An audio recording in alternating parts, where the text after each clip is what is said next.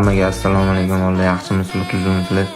Kecha bilgan bo'lsanglar, men Brawl Starsda turnir boshladim. 32 talik komandali.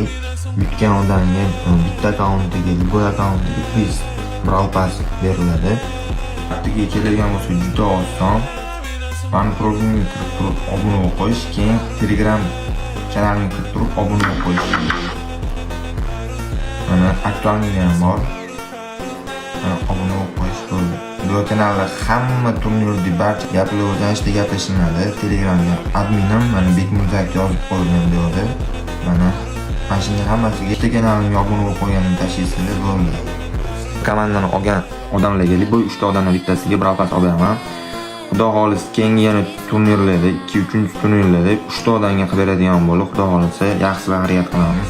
Nima aynan bitta odamga Brawl Passning turnir xossiz degan bo'lsanglar, chunki bunaqa o'zbeklar bor.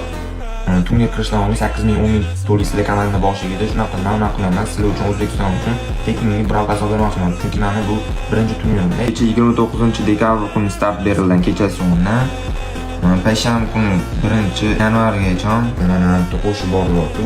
Yozib turadi sizlarga. Hammasi adminga yozinglar kerakli bo'lsa. Butun O'zbekistonga tashab qo'yilib bu turnirni. Xudo xohlasa kim yutganini bilib olamiz.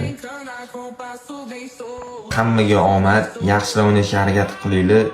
Men o'zimga ham hamma butun O'zbekistonga omad tilab qolaman.